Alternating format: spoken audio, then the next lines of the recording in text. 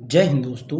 Lower PCS के लिए science and technology की ये एमसीक्यू की ये तीसरी वीडियो। हमने कहा था कि लगभग हर एक सेक्शन के 3 से 4 वन शॉट बनाएंगे, आप लोग उनको अच्छे से एमसीक्यू के फॉर्म में आप प्रैक्टिस कर सकते हैं। तो ये तीसरा वीडियो, 2 वीडियो आपने अच्छे से देख लिए हैं, समझ लिए हैं। चलिए तो इस वीडियो को शुरू करते हैं, देखते हैं आज जो होंगे एमसीक्यू साइंस एंड टेक्नोलॉजी में सारे, जैसे पिछले पूरे एग्जाम को देखते हुए, एग्जाम के ट्रेंड को एनालिसिस करके देखते हुए संभावित प्रश्नों को कराया था, उसी तरीके से इस वीडियो में भी कराएंगे। तो चलिए क्लास को शुरू करते हैं। जितने लोग चैनल पे नए हैं वो लोग चैनल को सब्सक्राइब करके बेल आइकन को प्रेस करके जरूर रख लें। चलिए तो ये क्वेश्चन है, सारे जो क्वेश्चन हैं वो इस तरीके से फ्रेम किए गए हैं ताकि एग्जाम में कुछ इसी तरीके से क्वेश्चन आपको देखने को मिले।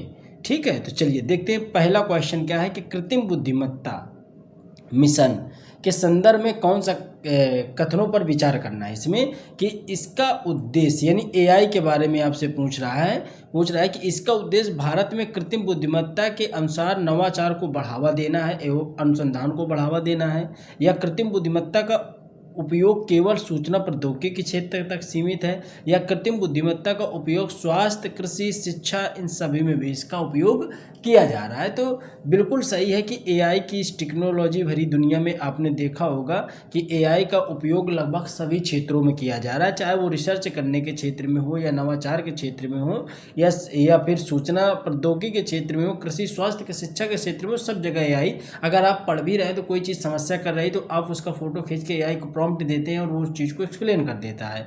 तो ये सारी तीनों जो भी आपने ऑप्शन देखे, इनमें एआई का उपयोग हो रहा है। तो ये बिल्कुल आपके जो तीनों विकल्प में बिल्कुल सही हो जाएंगे। चलिए अगला क्वेश्चन देखते हैं हम लोग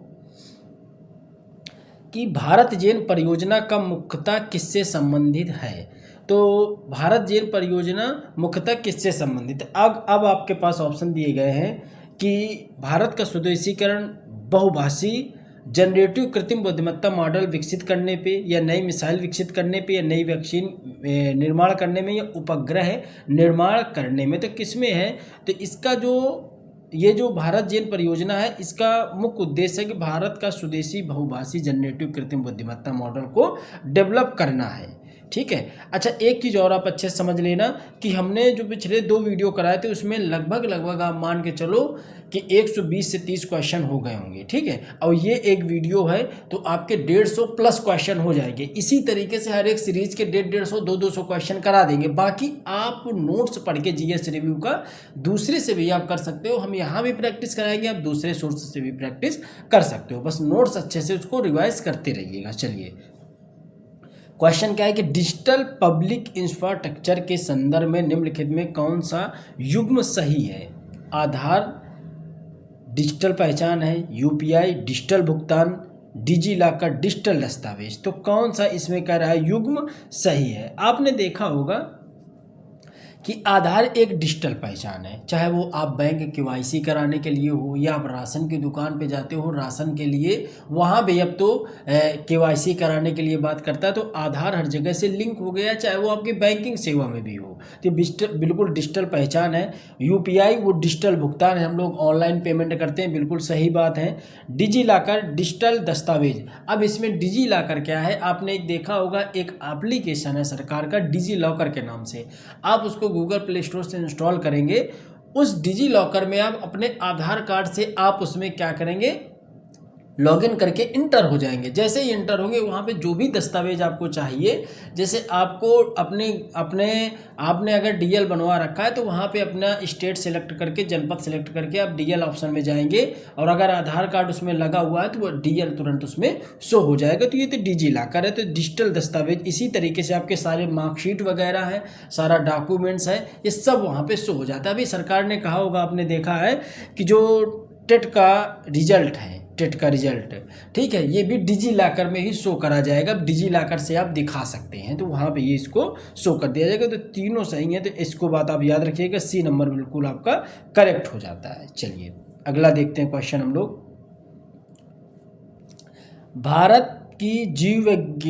भारत की विज्ञान एवं प्रौद्योगिकी नीति का उद्देश्य वैज्ञानिक अनुसंधान को समाज एवं उद्योगों से जोड़ना है। ये दूसरा ऑप्शन है, इसमें कह रहा है कि विचार करना है आपको दूसरा ऑप्शन में है विज्ञान और प्रौद्योगिकी नीति केवल सरकारी अनुसंधान संस्थानों तक सीमित है। तो इसमें कह रहा है विचार करके आपको बताना है कि इसमें सही कौन है। क्या जो दोनों विकल्प दिए गए हैं बिल्कुल राइट है, यही आपको बताना है। तो एक बात याद रखिएगा कि इसका विकल्प केवल ए सही है। क्यों? क्योंकि विज्ञान और प्रौद्योगिकी नीति का उद्देश्य अनुसंधान, नवाचार, उद्योग, समाज के बीच समन्वय स्थापित करना है। इससे निजी क्षेत्र है जो उसमें स्टार्टअप और विश्वविद्यालयों की भी एक महत्वपूर्ण भूमिका होगी। तो ये क्या करता है कि ये एक तरीके से विज्ञान और प्रौद्योगिकी जो है वैज्ञानिक अनुसंधान और नवाचार जैसे उद्योगों से जोड़ने का काम करता है। चलिए अगला देखते हैं हम लोग। निम्नलिखित में से कौन सा भारतीय वैज्ञानिक रमन प्रभाव खोज के लिए प्रसिद्ध है? तो रमन प्रभाव खोज के लिए आप सभी जानते हैं, जो रमन इफेक्ट था उसकी खोज के लिए कौन सा वैज्ञानिक फेमस है? तो बस एक ही नाम आपके पास आता है। किसका आता है? सीवी रमन, उन्हीं के नाम से डाला गया था रमन प्रभाव। तो 1928, ये अब याद हो, हमने आपको बताया था 1928 में सीवी रमन ने ही प्रकाश के विकिरण पर शोध कर रमन प्रभाव की खोज की थी, जिसे 1930 में नोबेल पुरस्कार भी मिला था। नोबेल क्या कब मिला? 1930 में, खोज करी 1928 में। आई होप चीजें आपके अच्छे से समझ में आ रही होंगी। चलिए अगला क्वेश्चन देखते हैं हम लोग। आत्मनिर्भर भारत अभियान में प्रौद्योगिकी के सुदृढ़ीकरण का मुख्य उद्देश्य क्या है? मुख्य उद्देश्य क्या है? आपके पास जो ऑप्शन दिए गए हैं वो है विदेशी कंपनियों की संख्या बढ़ाना, आयात पर निर्भरता को कम करना, निर्यात कम करना या विदेशी पेटेंट को खरीदना। तो इसका सही जवाब है आयात पर निर्भरता को कम करना। चलिए अगला क्वेश्चन हम लोग देखते हैं।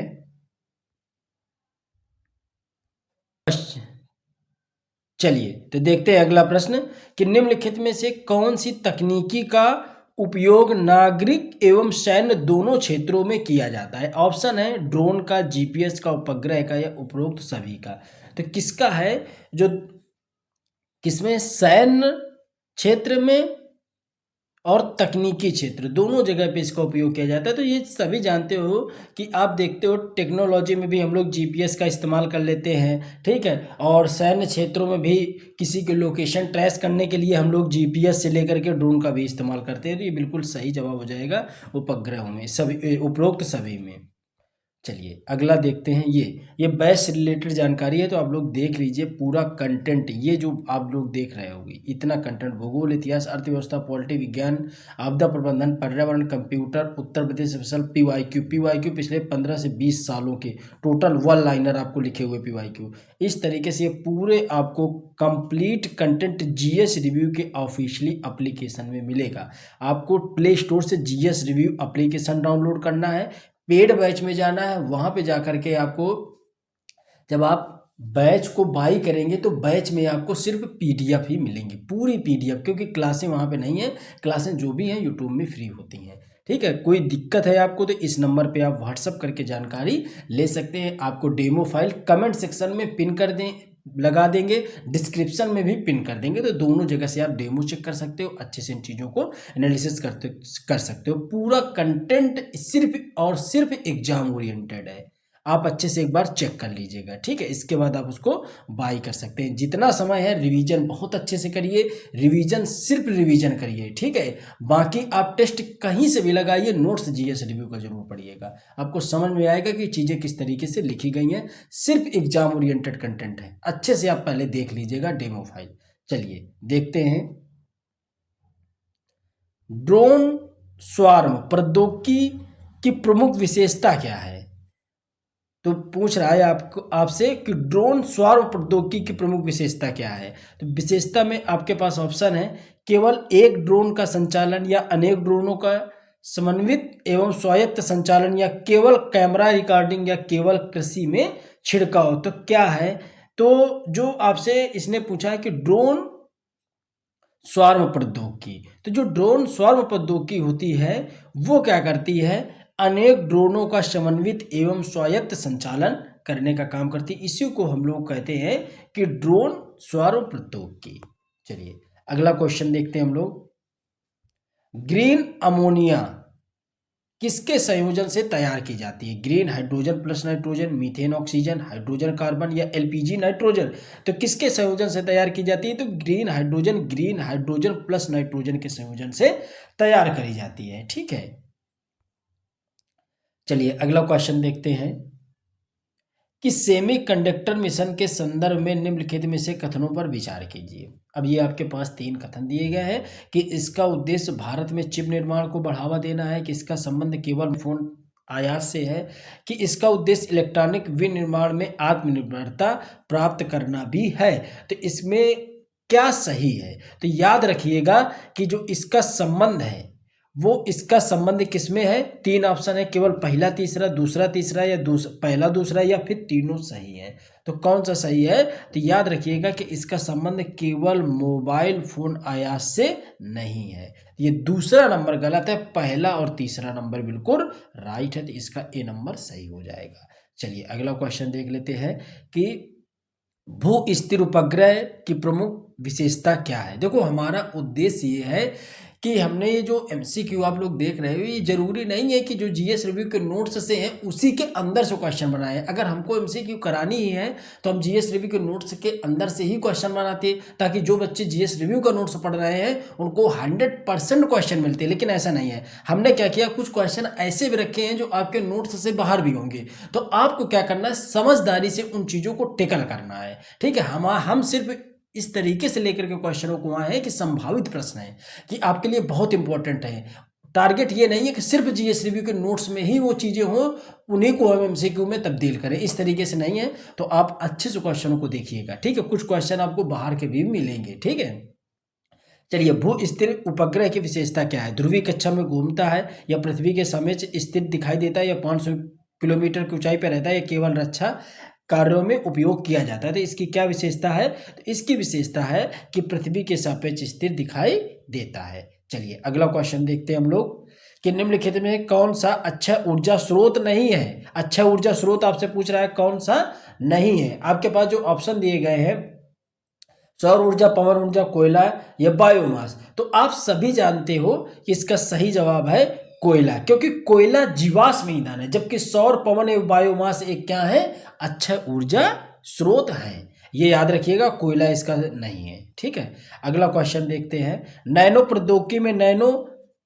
किस परिमाण को व्यक्त करता है? किसको व्यक्त करता है? आपके पास ऑप्शन है 10⁻³ मीटर, 10 की पावर, यहाँ पे सिर्फ 10 मीटर लिखा है। अगला है 10⁹ मीटर या 10⁻12 मीटर। तो कौन सा है? ये है 10⁹ मीटर। चलिए अगला क्वेश्चन है, निम्नलिखित में से कौन सा जीव सूक्ष्म जीव जो दही बनाने में प्रयुक्त किया जाता है? तो आपके पास ऑप्शन है राइजोबियम, या लैक्टोबैसिलस, या फिर प्लाज्मोडियम, या ईस्ट। तो कौन है ऐसा सूक्ष्म जीव है जो दही बनाने में मदद करता है? तो तुरंत आपके दिमाग में आया होगा कि लैक्टोबैसिलस ये होता है जो दही बनाने में काम करता है। ठीक है, जो दूध में पाया जाता है। चलिए अगला देखते हैं। अगला क्वेश्चन है कि पुनर्संयोजित डीएनए तकनीकी का प्रमुख उपयोग किसमें होता है? आपके पास ऑप्शन है इंसुलिन उत्पादन में, प्लास्टिक निर्माण में, इस्पात उत्पादन में, सीमेंट निर्माण में। तो किसका इसका सीधा अर्थ होता है इंसुलिन के उत्पादन में इसका उपयोग किया जाता है। चलिए अगला क्वेश्चन देखते हैं। पेटेंट किसकी सुरक्षा प्रदान करता है? स्पीड कम हो तो आप वीडियो की स्पीड बढ़ा लीजिएगा, लेकिन पूरे क्वेश्चनों को टिकल करिएगा। आपको जितने नए क्वेश्चन मिले आप उनको टिक कर लीजिएगा, आप उनको नोट कर लीजिएगा।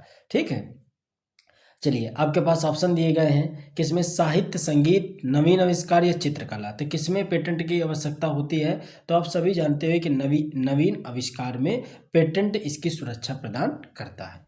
चलिए, मानव शरीर की सबसे बड़ी ग्रंथि कौन सी है?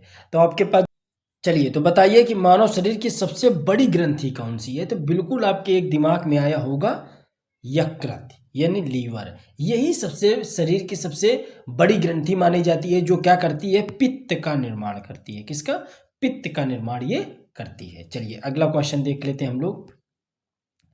लाल रक्त कणिकाओं, क्वेश्चन देखते हैं कि लाल रक्त कणिकाओं का निर्माण कहाँ होता है? यानी कि आपसे पूछ रहा है किसका, आरबीसी का निर्माण कहाँ होता है? तो आप सभी जानते हो कि आरबीसी का निर्माण कहाँ होता है, अस्थि मज्जा में होता है। वयस्कों में आपने देखा होगा कि जो लाल रक्त कणिकाएं हैं वो रेड बोन मेरो में निर्माण उनका होता है। तो आरबीसी का निर्माण कहाँ होता है? तो अस्थि मज्जा में होता है। चलिए अगला क्वेश्चन देख लेते हैं हम लोग जल्दी से।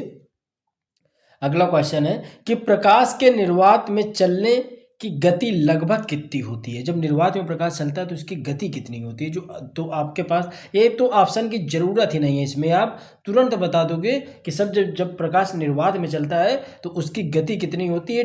10⁸ मीटर पर सेकंड। ये बिल्कुल सही है कि 10⁸ मीटर पर सेकंड, ये 3 लाख किलोमीटर पर घंटे की पर सेकंड की स्पीड होती है प्रकाश की। विद्युत धारा का एसआई मात्रक क्या है। विद्युत धारा का एसआई मात्रक क्या है। आपके पास ऑप्शन है वोल्ट, वाट, एम्पियर, ओम। तो क्या है, तो विद्युत धारा का एसआई मात्रक है एम्पियर। क्या है, एम्पियर। अगला क्वेश्चन देख लेते हैं हम लोग। चलिए, निम्नलिखित में से कौन सी गैस अम्लीय वर्षा के लिए मुख्यतः उत्तरदायी होती है। तो अम्लीय वर्षा के लिए कौन सी गैस उत्तरदायी होती है। ऑक्सीजन है, सल्फर डाइऑक्साइड है, नाइट्रोजन है या हीलियम है। तो कौन सी गैस है, तो वो है क्या, अम्लीय वर्षा के लिए कौन सी किस गैस की आवश्यकता होती है, तो सल्फर डाइऑक्साइड। सल्फर डाइऑक्साइड एवं नाइट्रोजन के जो ऑक्साइड होते हैं वो वायुमंडल में जलवाष्प से अपक्रिया करके अम्लीय वर्षा क्या करते हैं, उत्पन्न करते हैं। ठीक है, चलिए अगला क्वेश्चन देखते हैं। जल का रासायनिक सूत्र क्या होता है। तो जल का हमने रासायनिक सूत्र समझा होगा कि H2O होता है, जिसमें हाइड्रोजन और ऑक्सीजन के क्या होते हैं, सम्मिलित कण होते हैं, अणु होते हैं, जिससे जल का निर्माण होता है। निम्नलिखित में कौन सी हल्की धातु है। तो आपको बताना है कि सबसे हल्की धातु इसमें कौन सी है। आपके पास जो ऑप्शन दिए गए हैं वो है सोडियम, एल्यूमिनियम, लिथियम, मैग्नीशियम। तो कौन सी है, तो आपके तुरंत दिमाग में आया होगा कि सर जी लिथियम सबसे हल्की धातु है तथा आधुनिक लिथियम आयरन बैटरियों में भी प्रयुक्त किया जाता है। चलिए अगला क्वेश्चन देखते हैं। अगला क्वेश्चन क्या है कि पूछ रहा है ओजोन परत का मुख्य कार्य क्या है। ओजोन परत का मुख्य कार्य क्या है। तो आप तो सभी जानते हो कि ओजोन परत का मुख्य काम एक ही है कि जो परावैंगनी किरणें हैं पृथ्वी पे आ रहे हैं उनको रोकना है, उनसे रक्षा करना है। ठीक है, चलिए अगला क्वेश्चन है, एआई से रिलेटेड है ये। चलिए बताइए, कृत्रिम बुद्धिमत्ता का मुख्य उद्देश्य क्या है। केवल रोबोट बनाना है या मशीनों को मानव जैसे निर्माण क्षमता प्रदान करना है या इंटरनेट की गति को बढ़ाना है या हार्ड डिस्क का निर्माण करना है। तो आप सभी जानते हो कि एआई किस तरीके से काम करता है। अब इसमें आप अच्छे से समझ गए होंगे कि एआई मशीनों को मानव जैसी निर्माण क्षमता प्रदान करना इसका मुख्य कार्य है। चलिए अगला क्वेश्चन है कि भारत के राष्ट्रीय क्वांटम मिशन यानी उसी को हम लोग NQM कहते हैं। क्या कहते हैं, NQM, नेशनल क्वांटम मिशन। तो इसी के बारे में आपसे पूछ रहा है कि भारत के राष्ट्रीय क्वांटम मिशन का उद्देश्य क्या है। तो इसका क्या उद्देश्य है, केवल सुपर कंप्यूटर बनाना या क्वांटम प्रौद्योगिकी के अनुसंधान एवं अनुप्रयोग को बढ़ावा देना या केवल परमाणु ऊर्जा उत्पादन करना या केवल उपग्रह का निर्माण करना। तो आप जानते हो क्वांटम मिशन का कि क्वांटम प्रौद्योगिकी के अनुसंधान एवं अनुप्रयोग को बढ़ावा देना भारतीय क्वांटम मिशन के मुख्य उद्देश्य है। क्वांटम मिशन के बारे में हमने को सम्मिलित किया, वीडियो क्लास में भी बताया था। चलिए, भारत का अनुसंधान नेशनल रिसर्च फाउंडेशन मुख्यतः किस उद्देश्य को स्थापित या किस उद्देश्य से स्थापित किया गया है। आपके पास जो ऑप्शन है, रक्षा उत्पादन बढ़ाने हेतु या अनुसंधान एवं नवाचार को प्रोत्साहित करने हेतु या कृषि सब्सिडी देने हेतु या अंतरिक्ष पर्यटन हेतु। तो किसके लिए स्थापित किया गया है, तो ये स्थापित किया है अनुसंधान एवं नवाचार को प्रोत्साहित करने के हेतु किया गया है। चलिए हैं अगला क्वेश्चन है, निम्नलिखित में कौन सा रेयर अर्थ एलिमेंट नहीं है। नियोडियम या सीरियम या लैंथेनम या टाइटेनियम। तो कौन सा नहीं है, तो टाइटेनियम है जो क्या है कि रेयर अर्थ एलिमेंट नहीं है, जबकि नियोडियम, सीरियम और लैंथेनम जैसे ये एलिमेंट है वो रेयर अर्थ एलिमेंट माने जाते हैं। चलिए अगला क्वेश्चन हम लोग देखते हैं कि क्रिटिकल मिनरल मिशन का मुख्य उद्देश्य क्या है। कोयला का उत्पादन बढ़ाना या इलेक्ट्रॉनिक वाहन, बैटरी, उच्च तकनीकी उद्योग हेतु आवश्यक खनिजों की उपलब्धता को सुनिश्चित करना या पेट्रोलियम आयात बढ़ाना या सोने का निर्यात बढ़ाना। तो इसका उपयोग क्या है, तो इसका उपयोग है बी नंबर। ठीक है, तो इसका मुख्य उद्देश्य जो क्रिटिकल मिनरल्स मिशन है वो इसका बी नंबर बिल्कुल सही जवाब है। चलिए अगला क्वेश्चन देखते हैं कि निम्नलिखित में से कौन सी तकनीकी भविष्य के 6G नेटवर्क का आधार मानी जा रही है। 6G नेटवर्क का आधार मानी जा रही है। आपके पास जो ऑप्शन दिए गए हैं वो ऑप्शन है कृत्रिम बुद्धिमत्ता यानी टेराहर्ट्ज कम्युनिकेशन या इंटेलिजेंस रिफ्लेक्टिंग सरफेस। तो ये क्या है? तो ये इसके उपरोक्त सभी इसके सही जवाब है। चलिए अगला क्वेश्चन देखते हैं हम लोग। चलिए देखते हैं अगला प्रश्न। ग्रीन स्टील उत्पादन का मुख्य उद्देश्य क्या है? ग्रीन स्टील उत्पादन का मुख्य उद्देश्य क्या है? आपके पास जो ऑप्शन दिए गए हैं वो क्या क्या ऑप्शन है? वो ऑप्शन है इस्पात को हरे रंग बनाना, इस्पात को हरे रंग में बनाना, या इस्पात उत्पादन के दौरान कार्बन उत्सर्जन को कम करना, या केवल स्टेनलेस स्टील बनाना, या एल्यूमिनियम का निर्माण करना। तो ग्रीन स्टील का मुख्य उद्देश्य क्या है? तो ग्रीन स्टील का मुख्य उद्देश्य इसीलिए था कि इस्पात उत्पादन के दौरान कार्बन उत्सर्जन को कम करना था। चलिए अगला देखते हैं क्वेश्चन कि डिजिटल ट्विन तकनीकी का उपयोग मुख्यतः किसके लिए किया जाता है? किसके लिए किया जाता है? आपके पास जो ऑप्शन दिए गए हैं वो है वास्तविक वस्तु का डिजिटल मॉडल बनाकर उसका विश्लेषण करना, या डेटा चोरी करना, या फिर वायरस हटाना, या क्लाउड स्टोरेज को बढ़ाना। तो किस में किया जाता है? तो वो सही ऑप्शन है आपका ए नंबर की, इसका वास्तविक वस्तु का डिजिटल मॉडल बनाकर उसका विश्लेषण करना है। चलिए अगला देखते हैं कि बायो फाउंड्री का संबंध किससे है?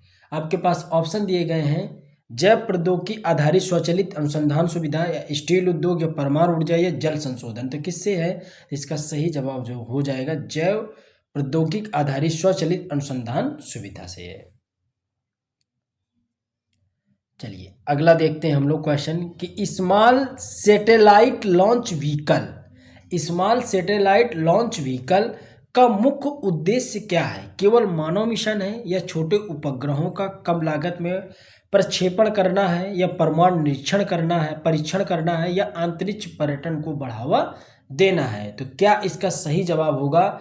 तो यानी कि जब हम लोग बात करते हैं small satellite launch vehicle SSLV, तो इसका मुख्य उद्देश्य यही था कि छोटे उपग्रहों को कम लागत में प्रक्षेपण करना।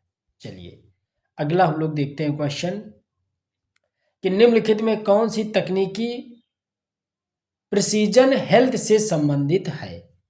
किससे संबंधित है? तो प्रिसीजन हेल्थ से संबंधित है। आपके पास जो ऑप्शन दिए गए हैं वो है कृत्रिम बुद्धिमत्ता, जीनोमिक्स, या वेरिएबल सेंसर्स, या उपरोक्त सभी। इसमें बिल्कुल सही जवाब हो जाएगा डी नंबर के उपरोक्त सभी से रिलेटेड ये है प्रिसीजन हेल्थ। चलिए अगला देखते हैं कार्बन कैप्चर, यूटिलाइजेशन एवं स्टोरेज का उद्देश्य क्या है? आपके पास जो ऑप्शन दिए गए हैं वो है वातावरण में CO2 को बढ़ाना, या CO2 का संग्रहण एवं पुनः उपयोग करना, या केवल ऑक्सीजन बनाना, या अम्लीय वर्षा को रोकना। तो क्या है? तो इसका सही जवाब हो जाएगा CO2 का संग्रहण एवं पुनः उपयोग करना, इसका मुख्य उद्देश्य हो जाएगा।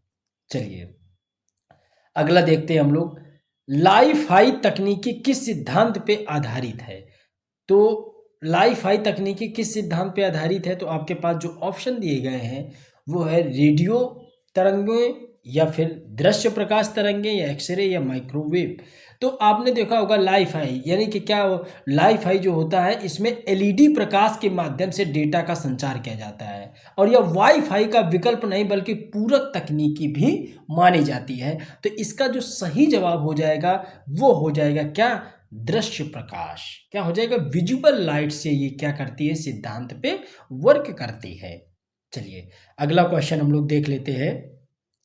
अगला क्वेश्चन क्या है कि एक्सा स्केल कंप्यूटिंग का क्या अर्थ है?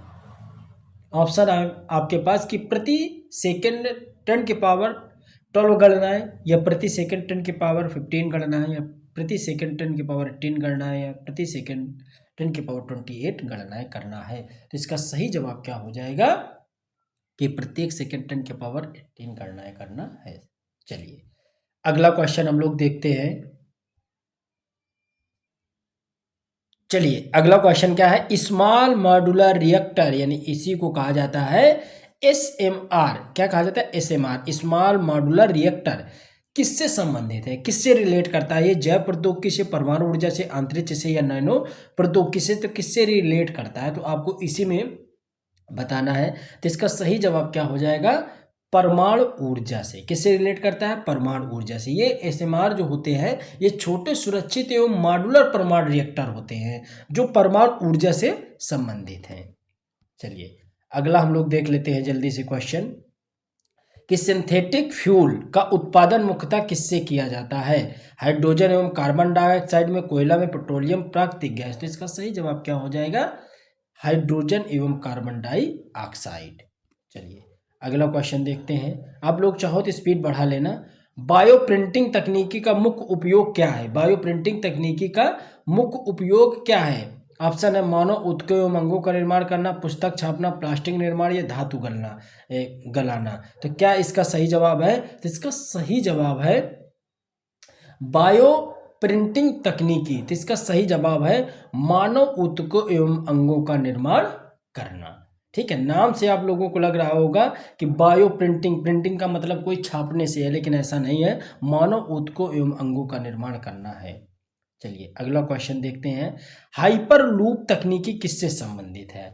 हाइपरलूप तकनीकी किससे संबंधित है? समुद्री परिवहन से, उच्च गति भूमि परिवहन से, उपचार उपग्रह से, जल संचार। आपने देखा होगा कि ट्रेनें हाइपर लूप में चलेंगी। लूप का मतलब होता है एक पाइप नुमा संरचना होती है, ये दोनों ऊपर से पूरी क्लोज होती है। ठीक है, आगे पीछे ये ओपन होती है, इसी के अंदर क्या होती हैं? ट्रेनें चलाई जाएंगी। ठीक है, इसी को कहा जाता है हाइपर लूप तकनीकी, और ये उच्च गति भूमि परिवहन से रिलेटेड है। चलिए लूप में चलाना वही हाइपर लूप तकनीकी है। चलिए अगला देखते हैं।